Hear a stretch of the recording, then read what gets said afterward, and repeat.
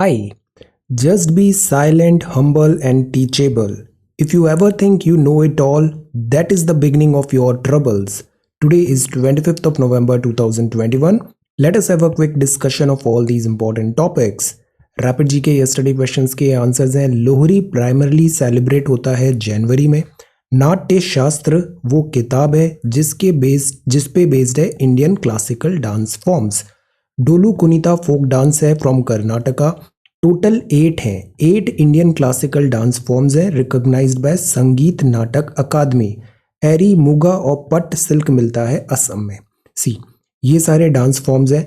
This is Bharatanatyam, ये है कथक, कथकली, कुचिपुड़ी, ओडिसी, सत्रिया, मणिपुर और Mohini Attam. These are 8 classical dance forms. Sangeet Natak अकादमी और मिनिस्ट्री ऑफ कल्चर ने इनको रिकॉग्नाइज किया है और ये रेस्पेक्टिव स्टेट से है। आज के सवाल हैं, द CR फॉर्मूला और Rajaji formula was proposed in which year? Modern history. CR formula. Which Indian philosopher was the author of the book Satyarth Prakash? Which Delhi sultan established the Diwan-e-Khairat for the welfare of poor? The duchess. India में बहुत सारी European colonial powers आई थी, सो जो Dutch थे उन्होंने पहली factory India में कहाँ एस्टेब्लिश किया? Which Mughal emperor built the Din Panah city at Delhi as his second capital? So these are 5 questions for today. आज की वोकैबुलरी है रिट्रैक्ट। रिट्रैक्ट मतलब वापस लेना। Pull in, draw in, pull back. Entangle है मतलब उलझ गया है। Intertwine, entwine, tangled. Rigorous, rigorous punishment है। Strict, severe, stern. जील मतलब होता है जोश, पैशन, आर्डर, फर्वर। सकर मतलब सहायता करना, एड देना, हेल्प, असिस्टेंस प्रोवाइड कराना। So these are vocabulary words for today. If you come across any other important word, write down that word along with its meaning in the comment section down below. आज के topics हैं, ये जो प्रधानमंत्री गरीब कल्याण अन्न योजना है, अब ये मार्च 2022 तक कंटिन्यू रहेगी। और ये बात है national family health survey NFHS 5 का डेटा। हॉस्पिटल बर्थ बढ़े हैं बट लिमिटेड गेन्स हुआ है चाइल्डहुड न्यूट्रिशन से। इस रिपोर्ट को देखेंगे, ग्लोबल हंगर इंडेक्स को रिविजिट करेंगे और एक सवाल भी तैयार करेंगे GS1 2019। Will you ban convicts from polls? Supreme court ने पूछा government. Criminalisation of politics. Education institution है। पॉक्सो का शॉकर, ये एडिटोरियल है, बहुत इंपॉर्टेंट एडिटोरियल है। वायरस रेजेस इन यूरोप और ये है रिकवरी। पोस्ट कोविड वर्ल्ड में रिकवरी हो रही है, तो ये जो हैं ये हैं different shapes of recovery, different shapes. हम इसमें डायरेक्ट, इनडायरेक्ट और गवर्नमेंट स्कीम्स के बारे में भी बात करेंगे। A unified regulatory framework, Indian Ocean region, HADR, Bangladesh, centre का क्रिप्टो करेंसी का बैन और उसके repercussions. RBI accommodative policy continue रखेगा। This is falling back on reserves to tilt the scales. कल ही पढ़ा था strategic petroleum reserves. This is pre legislative consultation policy. और आज ये इफेक्ट देखते हैं, एथिक्स में भी हम इसे पढ़ते हैं, पिग्मैलियन effect. So we are going to talk about all these important topics in next about 35 to 40 minutes. Our reference material is this The Hindu for time being. See, first जो article है वो है सेंटर का free food grain scheme March तक continue रहेगा। Union cabinet also approves repeal of farm reforms law. जो 3 laws थे वो अब रिपील हो रहे हैं, तो यूनियन कैबिनेट ने इसको अप्रूव कर दिया है। अभी विंटर सेशन स्टार्ट होगा तो उसमें जो फॉर्म रिफॉर्म लॉज थे, एग्रीकल्चर के जो 3 लॉज थे वो रिपील कर दिए जाएंगे। दूसरा डेवलपमेंट है फूड ग्रेन से रिलेटेड। सी ये न्यूज़ हमने पढ़ा था 12 अक्टूबर 2021 को, 12 ऑफ अक्टूबर 2021। इस दिन हमने ये देखा था कि गवर्नमेंट ना रिपील कर रही है जो क्रॉप इंश्योरेंस और जो एग्रीकल्चर रिलेटेड लॉज तो रिपील ही हुए हैं, और जो साथ ही साथ जो फूड ग्रेन्स प्रोवाइड करने की स्कीम थी प्रधानमंत्री गरीब कल्याण अन्न योजना, उसको नवंबर तक ही कंटिन्यू करने की बात थी। तो स्टोरी सो फार ये था कि a scheme to provide free food grain to ration card holder as part of कोविड-19 रिलीफ नवंबर में खत्म हो जाएगा। फूड मिनिस्ट्री ने कहा प्रधानमंत्री गरीब कल्याण अन्न योजना अब रिक्वायर्ड नहीं है क्योंकि कोविड भी कम हो रहा है और इकोनॉमी भी रिवाइव हो रही है। तो ये जो एक्स्ट्रा ऑर्डिनरी मेजर्स थे फूड सिक्योरिटी के, ये अब रिक्वायर्ड नहीं है। पर राइट टू फूड एक्टिविस्ट ने कहा था कि अभी भी रिकवरी कंप्लीट नहीं है, वल्नरेबल कम्युनिटीज़ हैं, तो इस स्कीम को कंटिन्यू करना चाहिए। और प्लस एफसीआई का भी एक स्टेटमेंट आया था कि अभी शॉर्टेज भी नहीं है हमारे पास दिस फूड का, जो स्टोर्स हैं, गोदाउन्स हैं, उसमें सफिशिएंट स्टॉक्स अवेलेबल है। तो इसी के कॉन्टेक्स्ट में अब ये न्यूज़ में ये डेवलपमेंट हुआ है। Mister Anurag Thakur information and broadcasting minister साहब ने कहा, as the economy is getting back on track the figures are looking much better.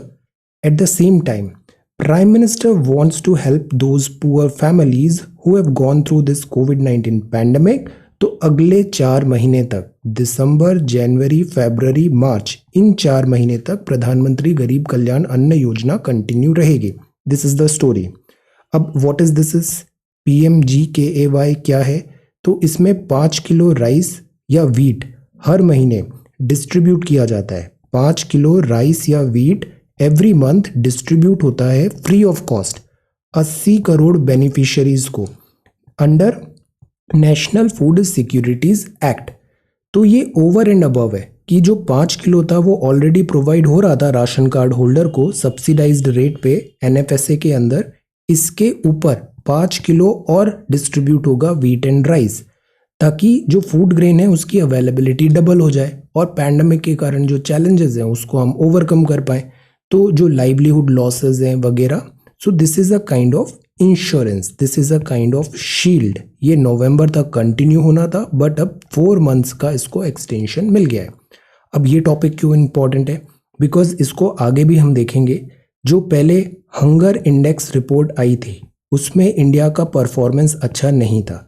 अभी NFHS 5 का भी जो डेटा आया है उसमें भी 3 चीज़ें बताई है, माल न्यूट्रिशन हो रहा है, स्टंटिंग हो रही है और वेस्टिंग हो रही है। तो फूड का क्वांटिटी भी और क्वालिटी भी दोनों प्रोवाइड कराना ज़रूरी है। So that is why this is of so much of importance, food grain scheme. अब ये है NFHS का डेटा। इस डेटा को नेशनल फैमिली हेल्थ सर्वे 5 के डेटा की पूरे जो रिपोर्ट्स हैं, पूरा जो डेटा है उसको अब रिलीज किया गया है। तो इस डेटा में क्या पाया गया कि हॉस्पिटल बर्थ्स तो बढ़े हैं, जैसे इंस्टीट्यूशनल डिलीवरीज होती है वो बढ़ी है, बट जो चाइल्डहुड न्यूट्रिशन की प्रॉब्लम थी वो अभी भी बनी हुई है, वहाँ लिमिटेड गेन्स हैं। तो ये है hunger watch. Nutritional status of children in India barely improved in 2019-20। मतलब बच्चे हेल्दी नहीं है, न्यूट्रिशन उनको प्रॉपर नहीं मिल रहा है फ्रॉम द लेवल्स ऑफ 15-16। ये बात बोला NFHS 5 के डेटा में। अब डेटा है तो हम पैरामीटर्स चेक करेंगे। पैरामीटर्स क्या है? Children under 5 who are stunted मतलब हाइट प्रॉपर नहीं बढ़ी, children under 5 who are wasted, children under 5 who are underweight, children aged 6 month to 59 month जो एनेमिक भी है, जिनमें दिस डेफिशिएंसी है, दिस आयरन कंटेंट कम है। तो एनेमिक भी है और स्टंटेड भी है, वेस्टेड भी है, अंडरवेट भी है। तो ये डेटा में सिग्निफिकेंट इंक्रीज नहीं हुआ है। टोटल फर्टिलिटी रेट ड्रॉप हुआ 2.0। अब हमें पता है रिप्लेसमेंट फर्टिलिटी कितनी होती है 2.1, तो 2.0 हुआ। इसका क्या मतलब है? पॉपुलेशन जो है हमारी अब वो डिक्लाइन होने लग गई है। ट्रेंड्स हैं कि पॉपुलेशन अब डिक्लाइन होगी। तो इंडिकेटिंग जस्ट रिप्लेसमेंट लेवल 2.1 होता है और हमारी TFR हो गई है अब 2.0, मतलब पीक आ गया है, अब पॉपुलेशन डिक्लाइन होगा। NFHS 5 2017-18 का जो सारे डिटेल्स हैं वो आउट हुआ है। अब इस पे भी ये सवाल उठता है कि कई बार गवर्नमेंट्स क्या करती है, पहले भी हमने इसमें बात किया है कि जो डेटा है, रिपोर्ट्स है, सर्वे है, पहले तो इसकी एक्यूरेसी पे सवाल उठता है, इसके प्रोसेस पैरामीटर्स पे सवाल उठता है और तीसरा सवाल उठता है कि ये रिपोर्ट्स का जो डेटा है वो टाइमली फैशन में आउट क्यों नहीं होता। 17-18 का डेटा है वो 20, 21, 22 में आउट हुआ है। Similarly socio economic caste census का डेटा भी बहुत टाइम तक आउट नहीं हुआ। तो this is again one question. Before that हमने 16 अक्टूबर से पढ़ना चालू कर दिया था, जब से आया था ग्लोबल हंगर इंडेक्स का डेटा। तो जीएचआई का जो डेटा है वो 4 कंपोनेंट थे, इंडिकेटर्स थे।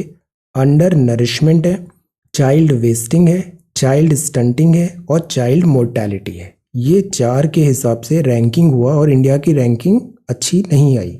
Each countries GHI score is classified by severity from low to extremely alarming. तो इंडिया की रैंकिंग पुअर आया था ग्लोबल हंगर इंडेक्स में। अब ये न्यूज़ कब है? This news we talked in 16th of October 2021 discussion. तो यहाँ हमने ये पूरे ग्राफ्स एंड चार्ट्स भी देखे थे। हैव अ लुक नोट्स में। कल्चर आइसबर्ग था सी। ये रैंकिंग थी 2021 की। तो इंडिया की जैसे रैंक है वो कम आया, 101 आया और ये अच्छी रैंक नहीं है। India was classified in serious category on the GHI severity scale में। तो ये अलार्मिंग लेवल था। इसी दिन आपने बड़े अच्छे इस पे आंसर्स भी लिखे थे। Prepare a note on global hunger index, measures क्या लेने चाहिए, hunger mall nutrition specially in the backdrop of covid. So this is important. अब आया एनएफएचएस का डेटा। तो और इसके बाद प्रधानमंत्री गरीब कल्याण अन्न योजना में भी फूड सिक्योरिटी बढ़ा रहे हैं। तो ओवरऑल जो अभी डायरेक्शन है ना, वो डायरेक्शन ये है कि हमें न्यूट्रिशनल सिक्योरिटी बढ़ानी पड़ेगी। स्पेशली हमें चिल्ड्रन पे फोकस करना है। और चिल्ड्रन हेल्दी तब होंगे जब मदर हेल्दी होगी। मटर्नल हेल्थ पे भी इसीलिए हमें ध्यान देना है। तो that is why government schemes हैं, जैसे इंस्टीट्यूशनल डिलीवरी को हम एम्फेसाइज करते हैं। हमने अभी जैसे मदरहुड के टाइम पे क्रीश फैसिलिटी हो, लीव्स इजीली मिल पाए, सो दैट ये जो चिल्ड्रन हैं, जो पहले 5 साल होते हैं वो बड़े इंपॉर्टेंट होते हैं। इस टाइम पे इनको प्रॉपर न्यूट्रिशन, प्रॉपर केयर वगैरह मिले। ये हमारी अभी प्रायोरिटी है। इसीलिए हम पोषण माह में भी इतना ज़्यादा एम्फेसाइज कर रहे हैं। इसीलिए हमने जो मिड डे मील स्कीम है उसमें भी एम्फेसाइज किया, लोकल स्टेक होल्डर्स को इन्वॉल्व किया, सो दैट हम डिलीवर कर पाएँ। जो हेल्थ फ्रंट है स्पेशली जो चिल्ड्रन का है उस पर कॉम्प्रोमाइज़ नहीं हो, ये हमारा प्राइम फोकस है। अब GS1 में सोशोलॉजी पढ़ते हैं हम, सोशोलॉजी। तो सोशोलॉजी में ही अब इस सवाल को ट्राई करिए। Empowering women is the key to control population growth. जैसे हम अभी बात किया कि चिल्ड्रन, बच्चा उतना ही मजबूत बनेगा जितनी उसकी मदर होगी। अगर मदर वीक है, मदर मल नरिश्ड है, मदर अंडर न्यूट्रिशन है, प्रॉपर फूड एंड ऑल नहीं है, तो वो सब चीज़ें चाइल्ड पे भी दिखती है। So empowering women is the key to control population growth. अब एनएफएचएस का भी देखा हमने, टू आ गया है, दिस फर्टिलिटी रेट TFR। तो the key is for socio economic empowerment is empowering women. Empowering women is the key to control population growth. अब देखो, ये जो सवाल है वो GS1 का है। GS1 मतलब सोशोलॉजी का सेक्शन। तो इस सवाल को अटेम्प्ट करने से पहले आप सिलेबस में जो सोशोलॉजी के पॉइंटर्स हैं, कीवर्ड्स हैं, उनको एक बार देखना। उनको देखने के बाद, ये 2019 का सवाल है ऑफिशियल, तो इसको आप अटेम्प्ट करना। आप देखोगे आप ज़्यादा क्वेश्चन के रेलेवेंस में आंसर लिखोगे और जो सिलेबस है उसके विद इन लिखोगे। So try to connect it with the syllabus and write. अभी कुछ टाइम बिंग हम कंटिन्यू करते हैं जो डिस्कशन है वो इसी न्यूज़पेपर वीडियो में। थोड़े टाइम बाद इसको हम सेपरेट कर देंगे। ओके, आप लोग बहुत अच्छे आंसर्स लिख रहे हो। सी, कल के जो सवाल थे वो थे सड़क सुरक्षा और खाद्य सुरक्षा, ये 2 टॉपिक थे। बहुत अच्छे आंसर्स लिखे आपने। पहला जैसे आंसर लिखा, roads are the arteries through which the economy. अब ये जो है ना, ये वर्ड्स की पावर है। ऐसे बीच बीच में पंच लाइन्स भी हमें याद रखनी चाहिए। Roads are the arteries through which the economy sustains. इससे काफ़ी अच्छा एक टोन सेट हो जाता है सवाल का। ओके, तो धर्मपाल ने बड़ा अच्छा आंसर लिखा। पहले इंट्रो दिया, फिर सिग्निफिकेंस बताया, इंडिया का डेटा दिया, फैक्ट्स फिगर्स बताए, फिर चैलेंजेस बताए। अब चैलेंजेस में ही अगर हम यहाँ नंबर लिख देना तो ज़्यादा बेटर होगा। 1 2 3 4 5 6 काउंट करना ईजी हो जाता है कि लाइक 20 पॉइंट्स लिखें तो looks good. So these are challenges. Again बहुत डाइवर्सिफाइड चैलेंजेस हैं। Drink drive, over speeding, urbanisation, enforcement, distracted drivers, very good. फिर आप आए गवर्नमेंट इनिशिएटिव्स में। इसमें गवर्नमेंट की जो स्कीम्स हैं, जैसे अभी कुछ ही दिन पहले हमने गुड सैमारिटियन का देखा था कि जो गोल्डन आवर है उसमें तुरंत हेल्प मिलना चाहिए। फिर भारत स्टेज 6 भी आया, national safety week, very good. सड़क सुरक्षा, वे फॉरवर्ड में भी यूएन का मेंशन है, पब्लिक ट्रांसपोर्ट है, एयर बैग्स हो, हम एक कल्चर बनाए जिसमें रोड सेफ्टी पैरामाउंट हो। सो this is very good answer. अब लास्ट में एक हम दो एक लाइन का कंक्लूजन भी लिख सकते थे। अदिति का आंसर है, this is again good, United Nations का रेफरेंस दिया है कि फूड सिक्योरिटी क्या होता है अकॉर्डिंग टू यूएन। एक्सेलेंट, पहले ही बता दिया ऑफिशियल डेफिनेशन क्या है। फिर डायमेंशंस बताए, availability, access, use, challenge, malnutrition, inaccessibility. Very good, these are really good points. फिर सिग्निफिकेंस फूड सिक्योरिटी का है, फूड सिक्योरिटी इंडिया के कॉन्टेक्स्ट में क्यों ज़रूरी है, फूड सिक्योरिटी इन इंडिया से रिलेटेड ये स्कीम्स हैं। Very good. फिर इंटरनेशनल ऑर्गेनाइजेशन का भी हुआ, way forward. It is a very comprehensive answer, well done. तो हमें यही करना है, हम जब आंसर लिखें ना, आज की डेट में जो हम प्रैक्टिस कर रहे हैं, आप बस फोकस करो क्वालिटी, डिफरेंट रिसोर्सेज देखो, डिफरेंट रेफरेंस देखो, try to write best possible answer आप क्या लिख सकते हो और इसको कंटिन्यू करो। फिर आप देखना एक्सीलेंस एक हैबिट बन जाएगी और यही हैबिट फिर आपके रियल आंसर कॉपी में भी रिफ्लेक्ट होगी। So excellence is a habit, develop this habit. अब जैसे तपन का आंसर है, प्रेजेंटेशन देखो कितना साफ सुथरा कॉपी लिखता है, सब अच्छे से क्लियर समझ में आ रहा है, वेरियस एस्पेक्ट्स ये बताए, चैलेंजेस ये बताए, फिर लेस हेल्दी डिप, फिर अंडर नरिशमेंट, इंडिया का perspective, other associated challenge. This is a really good answer. सारे यहाँ पे इन्होंने डिफरेंट डायमेंशंस बताए। फिर माल न्यूट्रिशन, एनीमिया, अनसाइंटिफिक क्या हो जाता है, ट्रेड इंक्रीज, फिर गवर्नमेंट के मेजर्स बताए, फिर वे फॉरवर्ड भी बताया। Very good, well done. Then Shubham का आंसर देखिए, शुभम ने भी बड़ा अच्छा आंसर लिखा है। आप ना स्कैनर को यूज़ करो, तो स्कैनर में होता है ओसीआर, ओसीआर से ना जो स्कैन क्वालिटी है वो बेटर हो जाती है। सिंपल फोटो लेने से इतने अच्छा स्कैन आता नहीं है, तो आप कुछ भी यूज़ कर सकते हो। एडोबी है, एक कागज करके भी एक स्टूडेंट ने सजेस्ट किया। ये सारे स्कैनर्स अच्छे हैं और अच्छे लाइटिंग में या फिर सनलाइट में लोगे ना तो और अच्छा स्कैन आएगा। ओके, तो ट्राई टू स्कैन इट और स्कैन करने के बाद इसको एक्सपोर्ट करो जेपेग फॉर्मेट में। वेबसाइट में जाओ, वहाँ पे डिस्कस भी इनेबल्ड है, गूगल भी है, ट्विटर भी है, आप किसी भी अकाउंट से लॉगिन कर सकते हो and then just upload your answers. Okay, और कई बार एरर वगैरह आए तो उसको आप ट्राई टू रिफ्रेश। अगर आप ऐसे अच्छे से आंसर्स लिखोगे तो मैं वेबसाइट भी अपग्रेड कर दूंगा। ओके, उसका premium version I purchase. Okay, so this is this. Availability of food है, एक्सेस टू फूड है, एब्जॉर्प्शन टू फूड है। Good, good strategy. चैलेंजेस आपने बताए, गवर्नमेंट के मेजर्स भी बताए, फिर वे फॉरवर्ड भी आपने बताया। अब ये जो लाइंस है, अगर ये लाइंस हम थोड़ा कोशिश करके स्ट्रेट ड्रॉ करने लग जाए ना तो आंसर और प्रेजेंटेशन और बेटर होगा। कंक्लूजन आपने बड़ा अच्छा लिखा है, this is really good, very good answer. Surakshit का आंसर है road safety, why so significant, numbers बताए यहाँ पे, चैलेंजेस बताए। तो सी स्ट्रक्चर अप्रोच कैसे करना है सवाल का, सवाल के सारे जो मायने हैं उसको एड्रेस करना है और ऑर्गेनाइज्ड वे में हमें लिखने की हैबिट डेवलप करनी है। एडिशनल और पॉइंट्स बताए and way forward, very good. Shubham is doing really good. Food security, some definitions of food security and then aspects 1 2 3 4, very good. Major causes हैं, चैलेंजेस हैं, कॉन्सिक्वेंसेज हैं, रिस्क ऑफ फूड इनसिक्योरिटी से क्या होता है और एक वे फॉरवर्ड भी बताया। एक्सेलेंट। दूसरा सवाल भी है जिसमें बात किया रोड सेफ्टी का, तो रोड सेफ्टी से रिलेटेड एनसीआरबी का डेटा, रोड सेफ्टी क्यों इतना ज़रूरी है, इससे इम्पैक्ट क्या होता है, कॉस्ट क्या होता है, सोशो इकोनॉमिक कॉस्ट क्या है, जीडीपी पे कितना इम्पैक्ट आता है। See this is a good point, GDP पे क्या इम्पैक्ट आता है। फिर आपने कॉजेज बताए, चैलेंजेस। जब अपन टेक्निकलिटी बात करते हैं ना कि हम डेटा बेस्ड बात कर रहे हैं, इकोनॉमी, तो हमारी राइटिंग बहुत ही ऑब्जेक्टिव नज़र आने लग जाती है, वर्बोसिटी नहीं होती, हम इंग्लिश नहीं लिख रहे हैं, हम आंसर लिख रहे हैं। तो ये अच्छी स्ट्रैटेजी है। जैसे आपने CAGR के बारे में बताया, इनिशिएटिव बाय गवर्नमेंट बताया, दिस एंड एक वे फॉरवर्ड भी बताया। तो हमें ये भी ध्यान रखना है कि हमारी राइटिंग ऑब्जेक्टिव हो, to the point. Then Shaima is back और फिर से आंसर लिखा है, रियली गुड। चैलेंजेस क्या है पैंडेमिक के, तो ये डिफरेंट मायने बताए पैंडेमिक के। मीट दिस, हमें मील प्रोवाइड करना ज़रूरी है, करेक्ट क्वांटिटी में करेक्ट क्वालिटी का।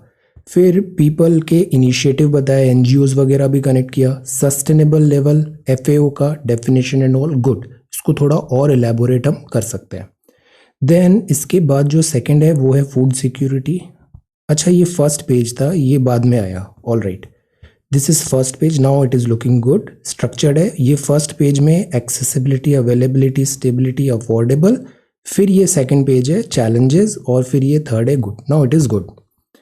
अब Ekta is doing really good. See 4 major components हैं, 4 मेजर कंपोनेंट्स हैं, 1 2 3 4, वेरी गुड। फिर आपने ऐसे इसके different dimensions India respect and pandemic respect में बताए, फिर 1 2 3 4 5 6 बताया, फिर इस टाइप का।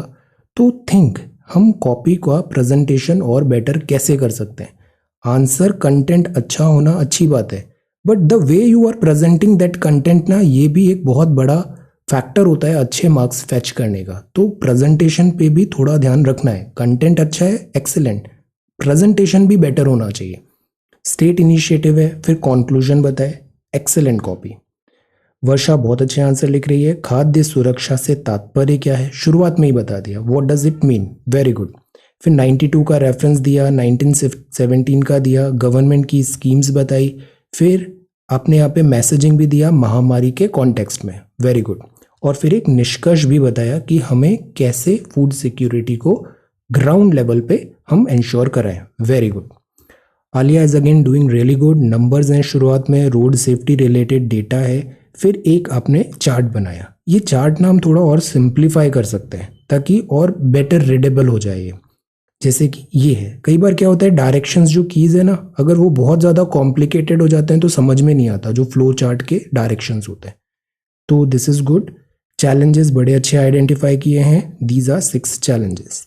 लेजिस्लेटिव इज गुड, जैसे अभी ये हम कंटिन्यूसली न्यूज़पेपर में पढ़ रहे हैं कि ओल्ड व्हीकल्स हैं उसको स्क्रैप करो, स्क्रैप करो, तो ये मेंशन किया है, गुड। चैलेंजेस यहाँ पे बताए, गवर्नमेंट स्कीम्स बताई, excellent, very good answer. Then इसके बाद रोड सेफ्टी आगे फर्दर लिखा है, ऑब्जेक्टिव डिप्लॉयमेंट ऑफ रिसोर्सेज हो, now this is good. Sweden's road safety vision, कई बार हम फॉरेन कंट्री का कोई बेस्ट प्रैक्टिसेस है उसको इंडिया में टेलर मेड कैसे इंप्लीमेंट करें, ये भी एक डायमेंशन है, थिंक। अर्बन रोड सेफ्टी हुआ, सेफर रोड के यूजेज में अपने एथिकल पॉइंट्स भी लिखे, excellent, very good answer. Saurabh, अब सी सौरभ, आप पहले की कॉपी देखो और आज की कॉपी देखो। आज की कॉपी में जो आपने प्रेजेंट किया है वो बहुत अच्छा है, जैसे फूड सिक्योरिटी, स्पेसिंग देखो कितने अच्छे से समझ में आ रहा है, availability, accessibility, affordability, this very good improvement. Challenges भी आपने बड़े अच्छे से सारे आइडेंटिफाई किए हैं, पीपल इनिशिएटिव है, और फिर वे फॉरवर्ड है। This is the progress, this is what I expect from you कि कल की कॉपी आज की कॉपी से बेटर होना चाहिए। Incremental update is the best. Road safety, significance of road safety बताया, see underline data and all, very good, I am so happy. Challenges, safety, causes, government steps, way forward, very good. Daman, similarly Daman की copy भी बहुत अच्छी है आज की। Food security बताया, food availability, food access, utilisation. See हम जितना लिखेंगे ना, आप देखना आपकी राइटिंग भी बेटर होती जाएगी, लिखना जल्दी जल्दी आएगा, और ये चीज़ आपको एक्चुअल एग्जाम में काम आने वाली है। सो इंक्रीज्ड फूड इनसिक्योरिटी हुआ, वे फॉरवर्ड हुआ, wonderful. Umesh is again excellent. FAO से रिलेटेड डेफिनेशन बताया, and food security blocks, 4 blocks, important facts हैं, रीजंस भी आपने बताया, challenges, excellent. Umesh is doing really really good, way forward and conclusion, okay. Vishwajeet भी बड़ा अच्छा आंसर लिख रहा है। पहले आपने फूड एसेंशियल है for living as air is for this breathing, this survival, good, ऐसी पंचलाइंस भी आनी चाहिए। अवेलेबिलिटी है, फूड सिक्योरिटी है, कैपेसिटी, एस्पेक्ट्स हैं, फेमाइन से रिलेटेड आपने बताया, देन फैमिली हेल्थ सर्वे भी बताया, MSP को बैक किया, और ये पॉइंट्स बताए, pandemic affected, very good. Content is good, emphasise करें Antyodaya Anna Yojana, way forward, good. Second, road safety में highway and numbers, road safety, national road safety, हम ना ये चीज़ अवॉइड कर सकते हैं। एक्चुअली क्या होता है, लाइन जब सीधी सीधी नहीं होती ना तो पढ़ने में नहीं आती वो। तो जैसे अब ये यहाँ लिखा है enforcement of this safety law, तो ऑलवेज ट्राई कि हम जो एरोज हैं वो जिगजैग हो सकते हैं, बट ट्राई कि जो सेंटेंस लिखा है ना ये हमेशा स्ट्रेट होना चाहिए जो टेक्स्ट लिखा है। देन चैलेंजेस, वे फॉरवर्ड, अब this is good. Rasendra is again excellent. Why road safety is important. ये 6 करके इन्होंने प्लेटफॉर्म बता दिया कि रोड सेफ्टी क्यों ज़रूरी है। जो थॉट प्रोसेस है ना रसेंद्र का इज़ रियली गुड, कि ऑब्जेक्टिवली हमने क्वेश्चन को कैसे अप्रोच किया है, रियल टाइम पे ये अच्छा काम करेगा। रोड सेफ्टी क्यों इंपॉर्टेंट है, सिग्निफिकेंस क्यों इंपॉर्टेंट है, अंडरलाइंग चैलेंजेस, ओवर स्पीडिंग, फिर गवर्नमेंट का action. This is Brasilia declaration, मैं इसी को ढूंढ रहा था, Brasilia declaration on road safety. Wonderful. तो कोई एक्स्ट्रा ऑर्डिनरी पॉइंट है ना आपके पास यूनिक सा, उसको आप ऐसे बॉक्स में बता दो ताकि वो हाईलाइट करके नजर आए। वे फॉरवर्ड है, excellent. Then availability of food, food importance, food security, challenges, government initiatives, way forward, excellent. Then Aarti, अब सी आरती का भी प्रेजेंटेशन आप देखो कितना अच्छा हो गया है, साफ साफ आपने लिखा है। ये जरूरी है कि हम जो भी लिखे ना वो पढ़ने में आए, उसको मेहनत नहीं करनी पड़े आपके पॉइंट्स ढूंढने के लिए जो आपकी कॉपी चेक कर रहा है। तो देखो कितने अच्छे से बताया, एस्पेक्ट्स ऑफ फूड सिक्योरिटी क्या है, चैलेंजेस क्या है, 1 2 3 4, वे फॉरवर्ड क्या है, दिस, वेरी गुड। विकास का भी आंसर बहुत अच्छा है, सिग्निफिकेंस लिखा, फिर आपने चैलेंजेस बताए और रोड सेफ्टी का वे फॉरवर्ड। तो दिस इज द वे, जो स्ट्रक्चर्ड राइटिंग होती है ना वो यही होती है, सब हेडिंग, हेडिंग, ऑर्गेनाइज्ड वे में ग्रेजुअली हम एक आंसर में होलजमनेस ला रहे हैं। देन फूड सिक्योरिटी के ये डायमेंशंस हैं, एक्सेसिबिलिटी, अफोर्डेबिलिटी, एक्सीलेंट। अब मैं ये बोल रहा था जैसे ये ना अब थोड़ा दिमाग लगाना पड़ेगा, एरो कहाँ से किधर जा रहा है, तो मेरी मेहनत बढ़ गई ना। तो ऑलवेज ट्राई कि जो आपकी कॉपी चेक कर रहा है उसका काम आसान करना है, उसको तुरंत सारी चीज़ें सामने दिख जाए। ओके, तो इसको थोड़ा और सिंप्लीफाई कर सकते हैं अपन। इम्पैक्ट्स ऑफ फूड सिक्योरिटी और this is government schemes, excellent, conclusion, very good. ये स्पैम पता है ये क्यों हो गया, इसको मैं फिक्स करता हूँ अभी। स्पैम इसलिए हो जाता है, कई बार आप अपलोड कर रहे हो, 2-3 बार सेम फाइल अगर अपलोड करें ना तो इनमें ट्रिगर ऑन हो जाता है और वो स्पैम में चला जाता है। मैं इसको अभी रीस्टोर कर दूंगा, ये कमेंट जो हुआ है I will restore it. Similarly YouTube में क्या होता है, आपने एक पोस्ट किया, if somebody else posted in your answer as reply like कोई लिंक एंड समथिंग, तो वो भी फ्लैग हो जाता है और डिसअपियर कमेंट हो जाता है। तो ये कुछ चैलेंजेस हैं, इसको मैं देखता हूँ अभी। ये जो आंसर है ना इसको मैं चेक करता हूँ। मुजम्मिल ने बड़ा अच्छा आंसर लिखा, अगेन चैलेंजेस बताए, food, UN food security, UN से रिलेटेड, एसडीजी का मेंशन किया, sustainable development goal, availability, access, utilisation and challenges, very good. Supply chain, modern day challenges बताए, और नोबेल पीस प्राइज जो मिला था अभी फूड प्रोग्राम को, वर्ल्ड फूड प्रोग्राम को, वो भी मेंशन किया। तो ये क्या है, करंट अफेयर का एक एग्जाम्पल दिया। यही यूटिलिटी होती है करंट अफेयर की मेंस आंसर राइटिंग में, कि आप उससे अपने आंसर को एप्लीकेशन बताओ और थोड़ा एक लेयर बता दो कि यू नो द करंट अभी क्या डेवलपमेंट हो रहा है, एम्फेसिस कहाँ पर है। तो दिस टेल्स की फूड सिक्योरिटी इतना इंपॉर्टेंट है कि नोबेल प्राइज मिला है उसे, वेरी गुड। सो ये आंसर्स हैं, ओके। एंड व्हाट्सएप में भी बहुत आंसर्स आ रहे हैं, व्हाट्सएप का इंडिविजुअल रिप्लाई डिफिकल्ट है, दैट इज़ वाई मैं सजेस्ट करता हूँ आपको हमेशा कि वेबसाइट पे आप शेयर करो ना तो ईजी हो जाएगा और सब आपके आंसर्स भी देख पाएंगे, आप भी रियल टाइम पे देख पाओगे, तो ज़्यादा बेटर होगा, ओके। और डोंट फील शाय, अपना ऐसा वर्क शेयर करने से ऐसा नहीं कि कोई जज करेगा, ओपिनियन देगा या बुली करेगा। हमारा कम्युनिटी वैसे भी सिविल सर्विसेज के जो एस्पायरेंट्स हैं हमारे पूरे ग्रुप में, they are very mature and sensible, इस टाइप का बुलिंग जजमेंट नहीं है। So don't feel shy, just share your answer, you will be appreciated, okay. Will you ban convicts from poll, supreme court asks government. तो this is there.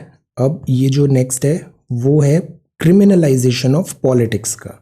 यहाँ पे बात है, will you ban convicts from polls, supreme court ने पूछा government को। कल ही हमने बिहार का जो सवाल देखा था उसमें आपने सबसे ज़्यादा क्या पॉइंट्स बताए, प्रॉब्लम्स जो है वो ये है कि पॉलिटिक्स में क्रिमिनलाइजेशन बहुत ज़्यादा है। क्रिमिनलाइजेशन होने के कारण पूरा जो पॉलिटिकल प्रोसेस है वो हो जाता है करप्ट और इनएफिशिएंट। तो अगर हमें पॉलिटिक्स को डीक्रिमिनलाइज करना है तो हम डेमोक्रेसी को विन कर सकते हैं।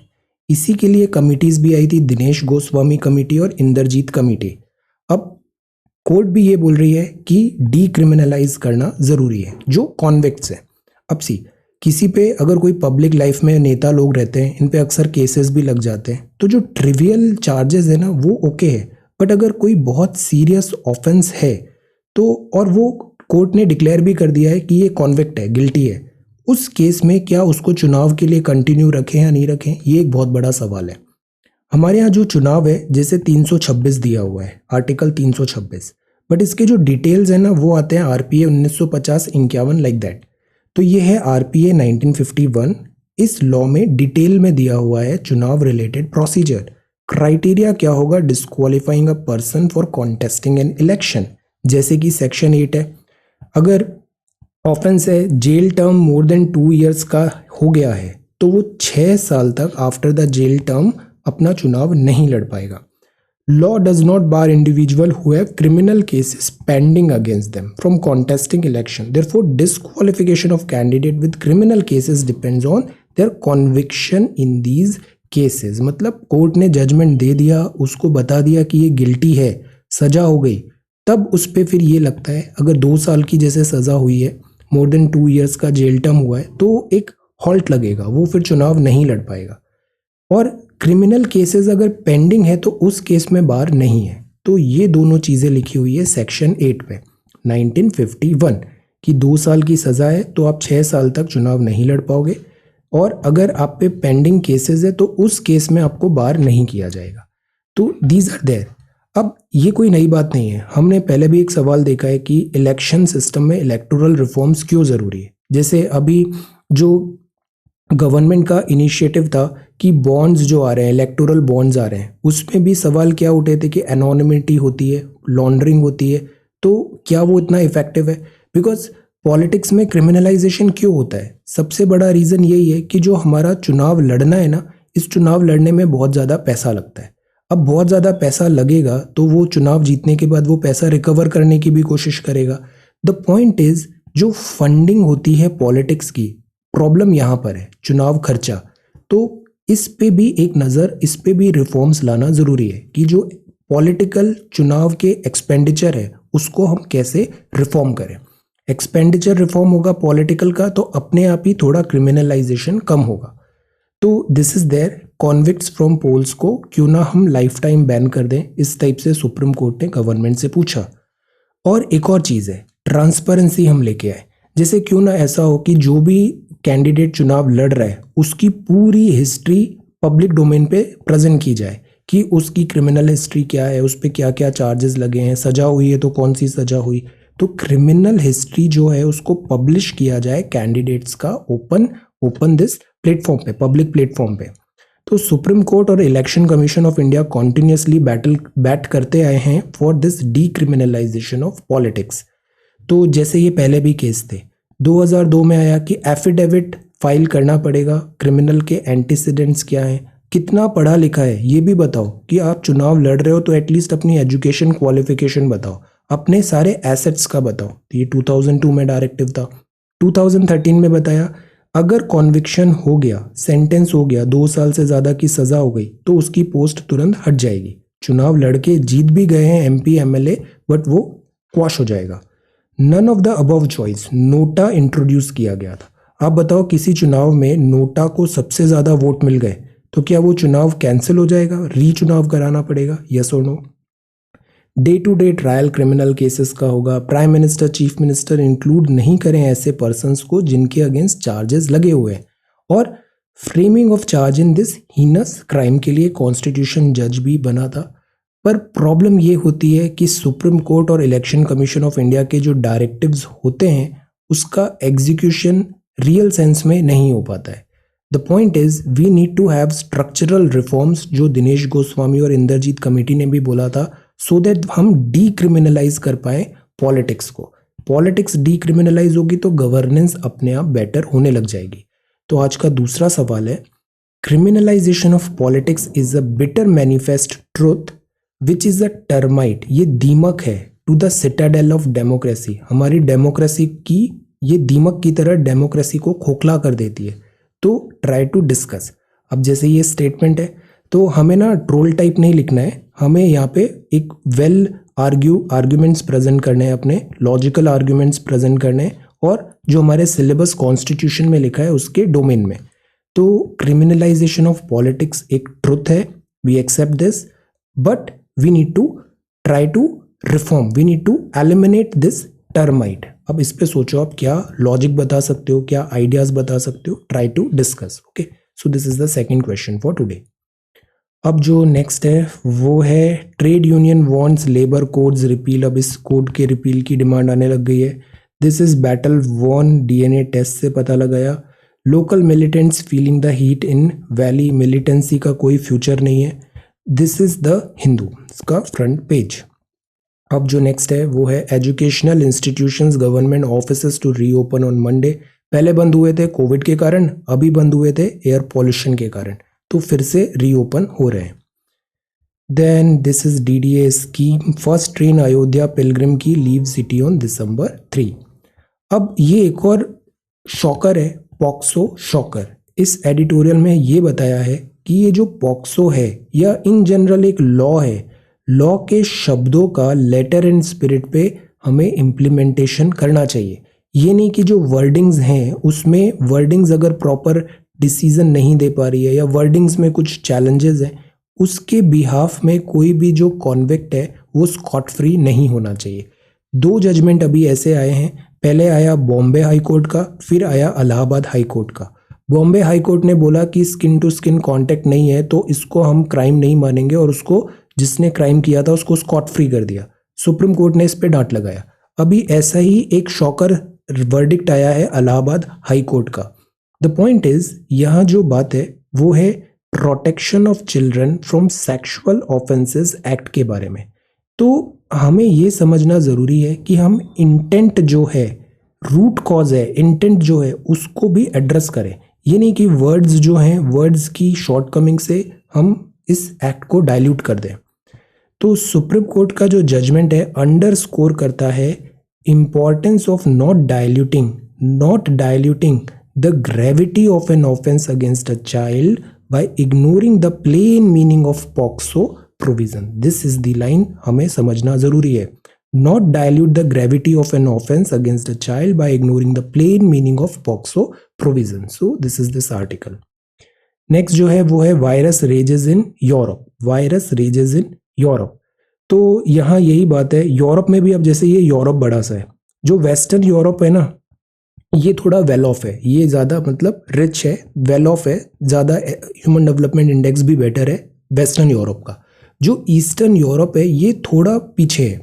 अब वैक्सीन में भी अगर कवरेज की बात करें तो जो ईस्टर्न यूरोप है, और स्पेशली जैसे हमने बेलारस वगैरह का देखा था, रशिया और इधर एशिया से कनेक्टिविटी है, तो इस एरिया में वैक्सीनेशन का कवरेज भी कम है। और अब देखो यहाँ पे दिस वायरस के केसेस भी बहुत तेज़ी से बढ़ रहे हैं। तो ये हमारे लिए भी एक अलार्म है कि हमें गार्ड्स ड्रॉप नहीं करने। पता है लास्ट ईयर भी आई रिमेंबर नवंबर दिसंबर में हम इसी टाइप की बातें कर रहे थे, जैन फेब में केसेस बढ़ने लग गए और फिर मार्च अप्रैल में डेल्टा वेरिएंट आया और सेकेंड दिस पीक आया कोविड का, जो हॉरिबल था। इस बार भी हमें लेसन्स लर्न करना चाहिए। यूरोप में केसेस बढ़ रहे हैं तो we should not drop our guards. तो ये डिफरेंट कंट्रीज़ का बताया है, वैक्सीनेशन कवरेज है। अब सी वैक्सीनेशन के बाद भी ब्रेक थ्रू इन्फेक्शन हो सकता है, but it is some kind of help, something is better than nothing. Help मिल रही है, सीवियरिटी नहीं होगी, हॉस्पिटलाइजेशन से बच जाओगे। तो वैक्सीनेशन का हेजिटेंसी नहीं करवाना है, सबको वैक्सीनेशन लगाना है। इंडिया में भी बहुत सारे लोग हैं सेकेंड डोज नहीं लगा रहे हैं, why? Go get the second dose. Universal mask wearing करो, फिजिकल डिस्टेंसिंग रखो, वेंटिलेशन करो, ये ज़रूरी है because you are not alone. Your mistakes सब पूरा सोसाइटी पे करेगा अगर हम वायरस को ऐसे कंट्रोल नहीं कर पाएंगे। तो we need to learn lessons. तो WHO का ऐसे दिस हॉरिबल नंबर्स प्रेडिक्ट किए हैं, ऐसा नहीं हो, let's hope. Virus rages in Europe, this is battered and bruised, repealed and withdrawn. इसको हम आगे देखते हैं कि कोई भी लॉ लाने से पहले उसका एक ड्राफ्ट पब्लिक में फ्लोट कराया जाए, उस ड्राफ्ट से रिलेटेड पब्लिक के ओपिनियंस पूछे जाएं, एक्सपर्ट्स ओपिनियन पूछे जाएं, स्टेट्स के एप्रीहेंशंस, जो स्टेक होल्डर्स हैं उनके ओपिनियंस पूछे जाएं। हम ये तरीका क्यों फॉलो नहीं करते? जैसे एनवायरनमेंट इम्पैक्ट असेसमेंट का 2020 चेंजेस थे, तो तब तो ड्राफ्ट फ्लोट हुआ, तो similar type of draft farm laws में भी आना चाहिए था। सिमिलर टाइप ऑफ ड्राफ्ट जैसे अभी 3 कैपिटल बनानी थी आंध्रा की, तब भी फ्लोट कराना था। तो इससे क्या होगा? डेमोक्रेसी स्ट्रेंथन होगी। द होल आइडिया इज, कल आचार्य साहब का आर्टिकल भी देखा था कि पार्लियामेंट डिबेट डिस्कशन विजडम को बाईपास नहीं करें। Similar type of arguments are present over here. ये बात है, के शेप्ड रिकवरी इंडिया की नज़र आ रही है, वी शेप्ड नहीं आ रही है। अब ये क्या होते हैं? अल्फ़ाबेट्स। तो अल्फ़ाबेट्स बताते हैं रिकवरी कैसे हो रही है। जैसे ये सारे अल्फ़ाबेट्स देखिए। वी शेप्ड क्या होगी? जैसे जीडीपी ऐसे बढ़ रही थी, अचानक कोविड का शॉक लगा, जीडीपी नीचे गई, फिर तुरंत वी शेप में रिकवर हुई और फिर नॉर्मल हो गई, तो this is called V shaped recovery. You क्या होती है? इकोनॉमी ऐसे जा रही थी, नीचे फॉल हुआ, अब बड़ा टाइम लगा, तुरंत ऐसे अप नहीं हुआ, it take a lot of time, it took a lot of time to get normal, तो ये हो गई U shaped recovery. Swoosh shaped recovery क्या होगी? ऐसे गया और फिर सडन ऐसे आगे राइज हो गया, तो this is also one alphabet के शेप में बता रहे हैं रिकवरी कैसे हो रही है, इकोनॉमिक रिकवरी। जेड कैसी होती है? ऐसे आया, फॉल हुआ, फिर सडन प्रीवियस लेवल से भी ऊपर जाएगा, बूम आएगा और फिर वापस ऐसे नॉर्मल आ जाएगा। तो ये जो एरिया है, this area is equal to this area, मतलब नॉर्मल सी आ गई, ये जो ग्रोथ हमने लॉस किया वो रिकवर कर लिया, this is Z shape. W shape होता है जो भी पॉसिबल है कि हम वी शेप ला रहे हैं बट हम हो गए गार्ड्स डाउन कर दिए, फिर से कोविड आ गया सेकंड, तो फिर से फॉल हो गया, तो देखो ये लेटर कैसा हुआ? डब्ल्यू शेप हो गया, तो ये डब्ल्यू शेप हो गई। ये एल शेप हो गई, मतलब रिकवरी हो ही नहीं रही है। अब आते हैं के शेप में। के शेप में क्या हुआ? जैसे इंडिया में देखने को मिल रहा है, ये फॉल हुआ और इसके बाद एक सेक्टर तो क्विकली अप हो गया बट दूसरा सेक्टर नहीं हो पाया। जैसे हम देख रहे हैं टेक्नोलॉजी वगैरह अप हो गई, बाकी जो जैसे ऑटोमोबाइल वगैरह है वो नहीं हो पा रहे, तो दिस इज के शेप्ड रिकवरी। अब ये काफी लंबा टाइम लगेगा, फिर दोनों आगे चल के कन्वर्ज होंगे, तो दिस इज के शेप्ड रिकवरी। तो द पॉइंट इज कि ये रिकवरी से क्या होगा? 39 BC डिफीट होगा, हमारे यहाँ इनइक्वालिटीज बढ़ेगी, के शेप्ड रिकवरी। जैसे कोविड में भी आप देखो, कुछ लोगों के लिए बड़ा लाइक अ बून हो गया कोविड दिस टाइम, और कुछ लोगों का इकोनॉमी ही डिजास्टरस हो गया, कोलैप्स हो गई इकोनॉमी, तो दिस इज के शेप्ड रिकवरी। हमें कोशिश करनी चाहिए हम क्विकली नॉर्मलसी आए, वी शेप्ड आए। तो economic ravages of the pandemic have had an uneven impact on different socio economic group. जैसे कि टू व्हीलर्स का एग्जांपल दिया है, डोमेस्टिक डिमांड आ ही नहीं रही है, टू व्हीलर्स, ऑटोमोबाइल्स, ट्रैक्टर वगैरह का सेल बहुत पिटा है, तो ये इम्पैक्ट हुआ। एक और अच्छी बात यहाँ पे बताया, अच्छी in the sense economic sense में, कि प्रॉब्लम क्या है? प्रॉब्लम ये है कि हमारे यहाँ इनडायरेक्ट टैक्स ज़्यादा है, और इनडायरेक्ट टैक्स कभी भी इकोनॉमी में ज़्यादा नहीं होना चाहिए, बिकॉज इनडायरेक्ट टैक्स डेट्रीमेंटल होता है इकोनॉमिक ग्रोथ में। इनडायरेक्ट टैक्स मतलब जैसे पेट्रोल है, 110 रुपये लीटर का पेट्रोल बिक रहा है, अब जो गरीब है उसके लिए तो 110 बड़ा महंगा हो गया, अब जो अमीर है उसके लिए 110 रुपये इतना ज़्यादा मायने रखेगा नहीं, तो जो 110 हुआ इसका ज़्यादा इम्पैक्ट इस पे आया ना, जो मिडिल क्लास और लोअर इनकम है, तो नॉट राइट। फ्यूल जो हाई है, this is not at all right. हमें डायरेक्ट टैक्स ज़्यादा होना चाहिए, बिकॉज डायरेक्ट टैक्स प्रोग्रेसिव होते हैं, जो जितना अमीर है उसके अकॉर्डिंगली उतना ही टैक्स देगा। जैसे इनकम टैक्स में टैक्स स्लैब्स होती है, तो हमने क्या किया, इनडायरेक्ट टैक्स तो बढ़ा दिया, 110 का पेट्रोल बिक रहा है और डायरेक्ट टैक्स में कंसेशन दिया, मतलब जैसे कॉरपोरेट जो है, कॉरपोरेट टैक्स कम हुआ है, तो इससे इकोनॉमी में के शेप्ड रिकवरी हो रही है, वी शेप नहीं हो रही है। इन्फ्लेशन बना हुआ है, अब इन्फ्लेशन बना हुआ है तो हम अक्सर बात करते हैं कि सबसे ज़्यादा जो कष्ट में होता है वो होता है मिडिल क्लास, क्योंकि मिडिल क्लास को गरीब वाले इंसेंटिव्स भी नहीं मिलते और अमीर की तरह वो पूरा फुल प्रूफ भी नहीं होता है दिस इन्फ्लेशन से। सो इन्फ्लेशन बढ़ा तो इनकम जो मिडिल क्लास और लोअर मिडिल क्लास की है वो उनकी रिड्यूस हो गई डिस्पोजेबल इनकम। पहले भी 10,000 मिल रहे थे, अभी भी 10,000 ही मिल रहे हैं, बट पहले खर्चे कम थे, अब खर्चे बढ़ गए, तो डिस्पोजेबल इनकम कम हुई ना, दिस इज द प्रॉब्लम। फिर अनएम्प्लॉयमेंट है, तो ये भी एक प्रॉब्लम है। CMIE centre for monitoring Indian economy ने बताया 50 लाख जॉब्स लॉस हुए हैं अक्टूबर में, not at all right. MG NREGA की इतनी ज़्यादा डिमांड आई है और उसमें पेमेंट भी डिले हो रहा है, नॉट राइट। अब बात करते हैं स्टॉक मार्केट, तो बूम किया है। अब बताओ स्टॉक मार्केट में कितने लोग पैसा लगाते हैं? Less than 5% of India invest in equities, which means that less than 5% of India directly benefited from said recovery. तो the point is stock market is not a solution. जो फंडामेंटल्स हैं, basics हैं, वो करेक्ट करना ज़रूरी है। और ये जो स्टॉक मार्केट है ये वैसे भी बड़ा अनरिलायबल होता है। अभी US में फिस्कल टैपरिंग चालू हो गई है, अभी आप आगे देखो। So the point is this is not a solution. ऐसे ही जॉन मैनार्ड कीन्स का एक कॉन्सेप्ट है मनी मल्टीप्लायर। ये क्या बोलता है कि अगर गवर्नमेंट स्पेंडिंग बढ़ती है ना, तो इसका मल्टीप्लायर इफेक्ट होता है, इससे एक स्टिमुलस मिलता है, इकोनॉमिक ग्रोथ बढ़ती है। तो हमने गति शक्ति योजना पढ़ा, वो इसी से कनेक्टेड है। हम मनी मल्टीप्लायर, गवर्नमेंट स्पेंडिंग बढ़ाए, good strategy. Seemingly viable solution government के पास ये है कि हम इंक्रीज करें प्रोग्रेसिव डायरेक्ट टैक्स, और सबसे पहले तो ये पेट्रोल डीजल की प्राइसेस कम करें, वरना ये सारी ग्रोथ रिकवरी को, जो इवन वी शेप भी हम माने तो वो डब्ल्यू शेप हो जाएगी, फिर से हमारा डिफिकल्टी आ जाएगी। बिकॉज 110 पेट्रोल डीजल हो रहा है तो इसका सीवियर कॉन्सिक्वेंसेस होगा इकोनॉमी में। So we need to reduce this regressive tax, indirect taxes.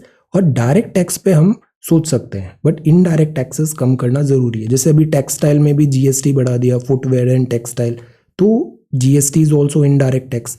The point is we need to reduce indirect taxes. और आरबीआई भी अकोमोडेटिव पॉलिसी कंटिन्यू करे तो बेहतर है, आगे हम उसको भी देखते हैं। तो ये याद रखना है, ये कौन कौन सी टाइप ऑफ रिकवरी हो सकती है। इंडिया में अभी के शेप्ड रिकवरी लग रहा है। यूनिफाइड रेगुलेटरी फ्रेमवर्क होना जरूरी है।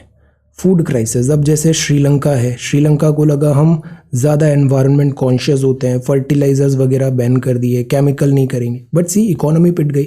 दैट इज़ वाई सॉल्यूशन हमेशा, जो बुद्धिज्म में बोलते हैं ना मध्यम मार्ग, वो बेस्ट होता है। ये श्रीलंका का लेसन भी है। यूनिफाइड रेगुलेटरी फ्रेमवर्क, तो इंटरनेट कंपनीज वगैरह को भी रेगुलेशन रखें। 5G आ रहा है तो इंटरनेट प्रेजेंस बढ़ने ही वाली है। The point is we need to keep a check.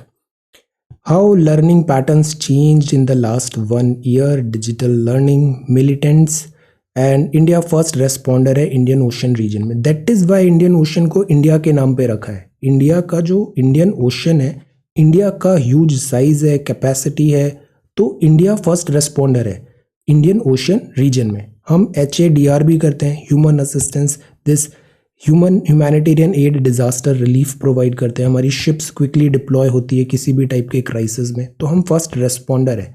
इसलिए इंडो पैसिफिक में इंडिया की प्रेजेंस स्ट्रेंथन रहनी चाहिए। दिल्ली कंस्ट्रक्शन बैन हो रहा है, पॉल्यूशन होता है। बांग्लादेश का अब एग्जाम्पल देखो, बॉर्डर इशू होना एक बात है, उसका अमिकेबल सॉल्यूशन निकालना है सेकेंड थिंग। हमने जैसे बांग्लादेश के साथ बॉर्डर रिजोल्यूशन किया, बॉर्डर के जो ट्रबल्स थे उसको सॉर्ट आउट किया। Similar type of thing we should do with this China, Pakistan. Example है म्यूचुअल रेस्पेक्ट का। फेडरलिज्म है, ऑन द ड्रॉ है। प्राइवेट वैक्सीनेशन में अब लोग प्राइवेट वैक्सीनेशन लिए नहीं, वैक्सीनेशन की शेल्फ लाइफ होती है कुछ 6 महीने, तो इनका जो स्टॉक है वो एक्सपायरी डेट को अप्रोच कर रहा है। वैक्सीनेशन कवरेज इंक्रीज करना जरूरी है। रेलवे रिज्यूम करेगा फूड, कुक्ड फूड को। चाइनीज फर्म्स आई अफगानिस्तान। लिथियम, लिथियम क्यों इंपॉर्टेंट होता है? बैटरी के लिए। अफगानिस्तान में वैसे भी रेयर अर्थ मिनरल्स हैं, चाइना की नज़र है इस लिथियम पे। बिकॉज जैसे हम देख रहे हैं ना ऑटोमोबाइल वगैरह, तो बैटरी कहाँ से आएगी? बैटरी के लिए लिथियम चाहिए होगा, तो चाइनीज फर्म्स आई अफगानिस्तान लिथियम। तो तालिबान वैसे भी काफ़ी फ्रेंडली हो रहा है चाइना के साथ। लेट अस सी, अनटैप्ड मार्केट है यहाँ पे, काफ़ी दिस स्ट्रैटेजिक इंपॉर्टेंस है अफगानिस्तान की। जर्मन पार्टीज कोलिशन बनाने की बात करी है। आर्दोगान होस्ट अबू धाबीज क्राउन प्रिंस, यहाँ भी एक नया क्राइसिस बन रहा है। लीरा पॉलिसीज खराब है इनकी। Sri Lanka cabinet clears China's role in terminal project. अब चाइना की दूसरी पॉलिसी भी है, चाइना बहुत ज़्यादा डेट के ट्रैप में फंसा देता है इन छोटी कंट्रीज़ को। श्रीलंका के साथ भी यही हो रहा है। US president invites Taiwan to online meet on democracy. अब यूएस और चाइना का कन्फ्रंटेशन। क्रिप्टो में गिव मी सम टाइम, इस पर एक डिटेल में हम कुछ करते हैं। Centre's crypto currency ban plan said on spur heavy selling. अब क्रिप्टो पे बैन जैसी ही बात आई प्राइवेट क्रिप्टो पे, इसकी प्राइसेस फॉल होने लग गई। सप्लाई तो पहले ही इन्होंने आर्टिफिशियली शॉर्टेज कर रखा था, डिमांड आर्टिफिशियली दिस हाइप के थ्रू बढ़ाया था, तो क्रिप्टो राइज हो रही थी। अब ये फॉलिंग फ्लैट, हैवी सेलिंग। तो दैट इज़ वाई जो रूल्स होते हैं ना, रूल्स रेगुलेशन, उसके अकॉर्डिंग करना ज़रूरी है। और इकोनॉमिक्स में एक चीज़ और भी बोलते हैं कि never put all your eggs in one basket. Okay, diversify करना ज़रूरी होता है। और स्टॉक्स, एक्सचेंज वगैरह ट्रेडिंग कर रहे हैं, बहुत ज़्यादा ओवर हाइप्ड भी नहीं होना चाहिए, सब्जेक्ट टू मार्केट रिस्क होता है। Survey suggest 71%। अब जैसे ट्रस्ट नहीं है क्रिप्टो करेंसी में, it must be tags like a digital asset abroad. अभी it's too early, let's wait, अभी बिल भी आने देते हैं, इसको बड़े डिटेल में देखेंगे। RBI must aid growth by staying accommodative policy. Rate and policy accommodative रहना पड़ेगा. Easy money policy. ILFS है, एयरपोर्ट है, साइबर सिक्योरिटी है, स्पिनर्स इंडिया के अच्छे होते हैं, और this is text and context. तो दिस इज़ हाफ इफेक्टिव. जो कोवैक्सिन है ठीक ठाक है, इसका भी efficiency. Jammu and Kashmir covid. Now see Turkey में क्या हुआ, लीरा उसकी करेंसी है और ये एकदम फॉलिंग फ्लैट, बहुत बुरी तरह पिट रही है, ये क्रैश हो गई है रिकॉर्ड लो पे. और इसके लिए माना जा रहा है यहाँ के जो प्रेसिडेंट है एर्दोगन, इनकी पॉलिसी डिफेक्टिव है, पॉलिसी करेक्ट नहीं है रेट कट्स की. तो लीरा अभी और ज़्यादा कट हुआ. इन्फ्लेशन 20% चल रहा है यहाँ पे. लेट अस सी क्या होता है. Turkey is struggling. Falling back on reserves to tilt the scales. अब कल ही हमने देखा था स्ट्रैटेजिक पेट्रोलियम रिजर्व्स हैं हमारे यहाँ, और वहाँ हम क्या करते हैं, एक स्टॉक मेंटेन करते हैं ऑयल का. अगर सप्लाई में कोई प्रॉब्लम हुआ तो हमारे पास बफर स्टॉक बना रहेगा. अब हम बफर स्टॉक से ऑयल को रिलीज कर रहे हैं बिकॉज ओपेक कंट्रीज बदमाशी कर रही है. ये लोग प्रोडक्शन बढ़ा नहीं रहे, ताकि डिमांड जो है वो राइज हो रही है, प्रोडक्शन बढ़ा नहीं रहे तो कॉस्ट बढ़ गई है. इसका इन्फ्लेशन आ गया है पेट्रोल क्रूड फ्यूल प्राइस में. तो अब इनको प्रेशराइज करने के लिए यूएसए ने बोला हम स्ट्रैटेजिक रिजर्व का ऑयल मार्केट में रिलीज करेंगे. इंडिया भी रिलीज कर रहा है 5.33 मिलियन टन क्रूड ऑयल, जो अंडरग्राउंड कैवर्न्स में हमारा स्टोर्ड है, रिफाइनरी को सप्लाई होगा पाइपलाइन के थ्रू. द पॉइंट इज कि इधर एक बैलेंस बनाना ज़रूरी है सो दैट जो फ्यूल प्राइस है वो एक सस्टेनेबल लेवल पे रहे.